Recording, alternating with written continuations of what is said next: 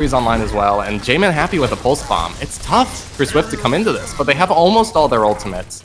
They need to use them well, but Benetton down first. That's a good opportunity. Yeah, although it is quickly equalized with Bad, and J-Man happy in the backline, just clicking. Look at that. He's just a machine. Just whoever he sees goes down, right? If you are in J-Man's sights, you're toast. Yeah, J-Man actually has been pretty quietly having a really good game, minus that triple pulse bomb. But J-Man and Tuxfragger have been doing so much, the Winston Tracer duo. But still, 2 support ults for that win, and now all ultimates online on the side of Svift. But Ruby Plays is hiding with this grab, waiting for the opportunity to lay it down. Let's see where it comes down. Vandu is able to get the Deadeye onto Anaru as she is pushing. It's like with the triple pulse bomb off of the grab. They can't be stopped. There's nothing that Svift can do right now to equalize this kind of play that's coming out from Renai crew. At least on second point. They've only got 30 seconds left for Svift to try and make something happen. Their ult usage just continues to impress me. That was so good. Ruby was just hiding in a corner to get that grab on the backline. Nobody there to help them. Benetton gets res, so the res is out of the fight. Still, a lot of ultimates on the side of Svift, but they're on the hog. This is like the tilt pick. Yeah, this seems like desperation at its finest right here. Bad, though, does have... Oh, look at the sleep, though! The sleep comes in. Going Henso throws out the Graviton Surge. It catches a few members of Renai crew, but kills are coming in for both sides. This is looking nasty, but there's no supports. There's just none for Svift. They're going down so low, and there's nothing they can do about it. Going Henso is out of this fight. There's only 1 member left on point. No, make that just 1 for Svift, and that is going to be a second point hold for Renai crew. But Svift does get a little bit of percentage completed there. Yeah, they get a lot of percentage, actually. 72% is nothing to sneeze at. And that's actually, I think they got it just at the end there, as they pushed in with all those ultimates. And that's crucial. That's their in. They suddenly come back, they pull together, they get 72%. That is defendable. It's not like you get full held on second point, right? That ends games. That ends morale. You're just like, well, the best we can do is probably draw. But 72% is defendable. This is winnable for Svift, coming in hard on that last attack. I know we've been praising Renai crew a lot, but this is not the worst Temple of Anubis in the world. It's not even that bad from Svift. It's not that bad. Yeah, that is actually a very, very good showing from them. I missed that they capped 72. I thought they only had like 30 or so percentage, but with 72% capped, that is so defensible. And yeah, Renai crew's gonna have to come up big once again. These heroics that we've seen from them, they're gonna need all these heroics once again to try and eke out a win. Otherwise, we're going to map 5. Yeah, but I mean, Renai crew, they want to just finish this here and now, and they have been playing really, really well. Let's see if they can keep it up on the offense. Svift, they're going to have a bit of a hard time. They really need to come together, punish Tuxfragger when he goes in so deep. Keep an eye out for where these grabs are coming from. Make sure that, you have the defense ready, but they don't have a Zarya or a Diva. Those grab pulse bombs can really punish them if they're not ready for it. Yeah, they certainly can, and we have seen that punishment come out in spades from Renai crew. Svift, bad right there, just trying to get in a little bit of chip damage, maybe get an early cheeky pick, open things up on this defense. Tuxfragger briefly zones out Vandu on that Tracer. Accretion comes out, briefly knocks down a Ruby play, but nothing really to speak of. And now Renai crew has successfully rotated around to this backside, and what? Benetton and Anairu go down so quickly. This is so good for Swift's chances. Vandu is picked, but I don't think that's going to be enough because there's no supports left for Renai crew. And we see Anaru deciding to swap over to this Brig now. It's a pick to deny the ball and the Tracer. I'm a big fan of Brig in these compositions. I've been talking about it most of the match so far, so I am happy to see that. Especially because Renai crew really seemed to get in without much trouble, right? Like, they got their positioning, they got the space. It looks like Svift are playing very passively. They want their opportunities. So, but the Brig is going to make it so much harder to find those once again. Renai crew just, Swift have to play perfect because Renai Crew are getting all the space in the world. Yeah, they certainly are. And Chomp is going to have a much harder time now with that Brig. You know, a lot of people don't realize it, but I think that Brig is the hardest counter to a Wrecking Ball composition, or to a Wrecking Ball in general. Vandu gets the pick onto Benetton early, and once again, the high risk goes down very, very low. But look at all of these picks that Renai Crew just got, once again on the back of J-Man Happy on that Tracer. Bob comes in from bad to try and keep this point alive. He can't shoot the point. Yeah, he can't shoot the point. Renai Crew might have this if they want to take it now. Mines come out from Chomp, but it's Tuxfragger who gets that primal kill. And Chomp is, though, able to take out Anaru. But I don't think it's going to be enough. Renai Crew, I think they're going to get this cap despite these trickles that we're seeing come in from Swift. Yeah, it certainly looks like that. And that was it was an odd defense by Swift. It was working for a while, but you saw that they actually had their two least mobile heroes in that little corner there, the Sigma and the Ana. And, you know, Renai Crew took advantage of that. I don't know if they were kind of playing there as bait. Not going to get out of there. Like, you know, once the Winston jumps on you, you don't have the escape tools there to get out. But, so, an odd compositional pick, an odd positioning from them, but 4 minutes on the clock for Renai Crew to cap just over 70% here, and they have a lot of ultimates online. Both teams do, actually. Yeah, they really do. This is looking, you know, it's honestly looking very winnable for both sides. It's just going to be up to who plays it more intelligently. We see Going Henzo coming in with that Gravitic Flux, but it's Benetton with the pick on to Vandu that might open things up. But X is able to get J-Man Heavy down. Oh, the grab! Look at this, the nade as well is big. And now, Swift once again kind of on the back foot. This, all 6 members are up right now for Renai Crew, and they've got the rally out. X goes down. T-Bag has just now respawned, so that was a lot of time that Swift did not have any heals, but they've got them back now because T-Bag is here.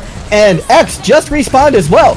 Swift is doing a fantastic job of stalling this out, but now the kills start coming in for Renai Crew. Although they don't have their main tank anymore, or J-Man Happy, this is so close right now. Can Renai Crew get at least one tick? They do! They're gonna get 2! Is the 3rd on its way? There's only 1 member left right now. No, make that 2! The spawn advantages are going in favor of Swift, and now with the Nano onto Chomp, that may be too much for Renai Crew to handle. They may just have to be satisfied with this 1 tick so far, but it's a big, oh, look at this grab, the grab from Ruby. They're able to get healed with that Mega. Nahirus comes in with the anti-nade onto Going Henzo, taking them out, and now we're just moments away, and that's gonna be it. Renai Crew gets the win. They come back. They are no longer winless in Johnny's Scrims. They go up 1-2, and they take Swift down to 1-2 as well. What an absolutely banger of a match that we just saw. Yeah, what a brawl. That was, we finally see one of these 3-man sticks here. Very crucial patience for J-Man to actually wait out that bubble to put that down. But wow, I really thought that last fight was going to go the way of Swift.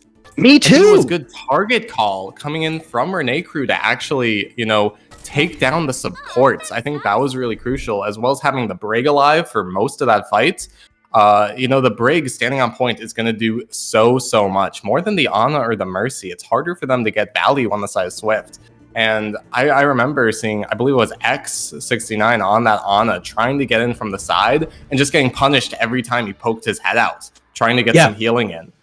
He was alive for a long time, but he wasn't on point and he wasn't doing as much healing as he would have liked to. So good target focus coming in from the side of Renai Crew to actually take that one. But when I saw that grab come out, I was like, oh no, that's a waste. You're not going to win this fight. You're down 2. This is it. Yeah. But it came together. It really totally did. did. And that was what Renai Crew seemed to be really good at committing. Like when they went in hard. Yeah. And it works for them. 3-1. Yeah, that's just a phenomenal game. Renai Crew showing a look that I don't think we've seen yet so far in Johnny Scrims. Now, before we close things out, I would love to try and get an interview. So I'm going to throw this to a quick break and see if we can't catch a member of Renai Crew before they log off so that we can talk to them about these heroics that just happened. So see you all back here very soon.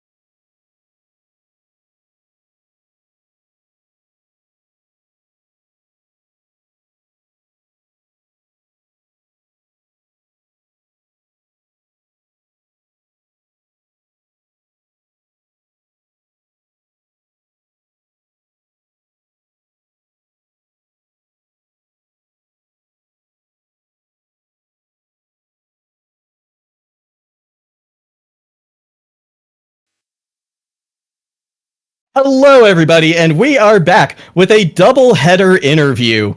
We have pulled in Tux Fragger and J-Man Heppy to the casting booth to talk about some of the heroics that we saw today from Renai Crew. First things first, I just want to say congratulations. What a win, especially coming off of 2 losses. That has to feel good. And to start off these questions, I want to know what was the difference for you all today? What did you do different to come back with this win after going down 0-2?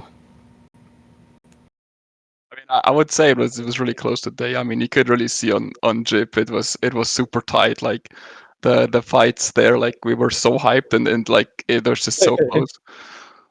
But yeah, I think today we managed to execute our comps fairly well, and but some of their comps were really well executed as well. So this was really hard. But I think we played just a little bit better in the end. Yeah, I would say so. And I just wanted to mention this too for you, Spooky. I just learned this. J-Man is actually a sub today. So, kudos to you for being able to. Yeah. I want to bring that up a little bit, J-Man. You looked really good today, especially on that tracer. You had that good coordination with your Zarya to actually get a lot of those 3K pulse bombs that we were losing our mind over. Super good coordination. How did it feel? Like, did you feel off, or did you just feel like everything was clicking? Because it certainly looked like it. Did you feel like a little uncomfortable playing for this team, or did everything just feel good? Well, I'm friends with Ruby Plays, the off tank, so and we used to play within a team together. Oh. So that's probably why there was decent synergy. Yeah, but on my Echo, I felt terrible today. So swapping to the Tracer was something that helped, I think. It certainly worked out. Your Tracer looked very clean. Yeah. Now I want to know, Tux Fragger, what was going through your mind on Gibraltar when you were on death's door on that last defense? You had that primal in your pocket, but you just let your team heal you up. Were you nervous at all then? Were you freaking out? What was going through your head?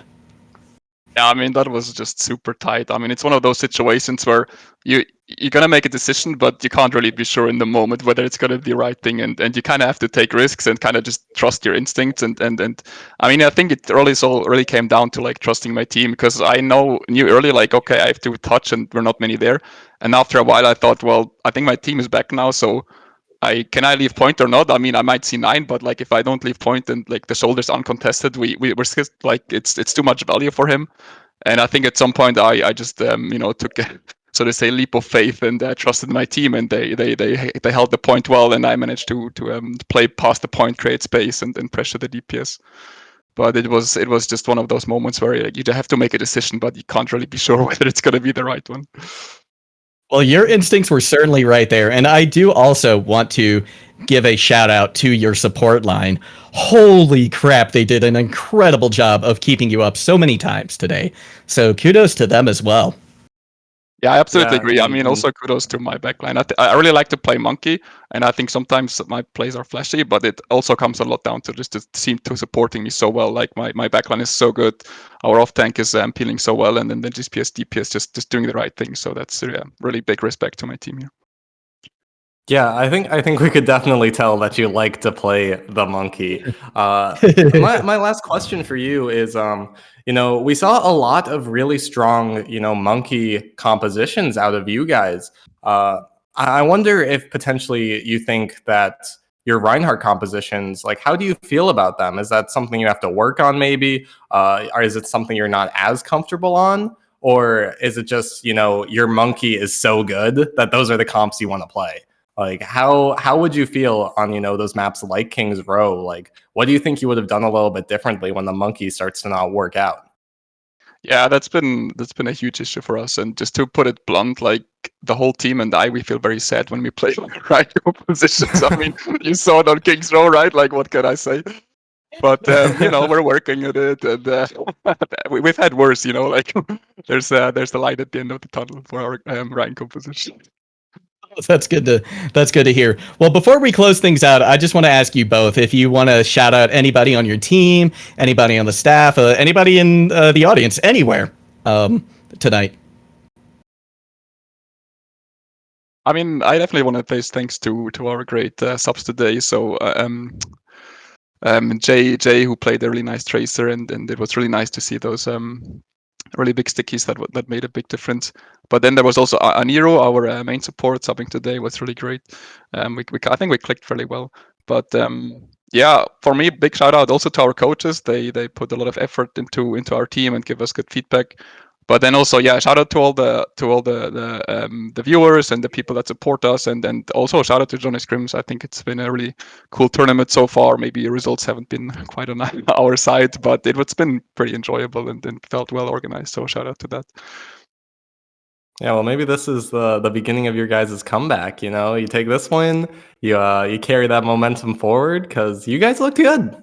Sure, there's not much more I can say about it. Everybody loves an underdog story too, and so you all coming in with this win big, I think you've certainly gained a couple of fans, I think, in the casting booth today, if nothing else. That's good momentum.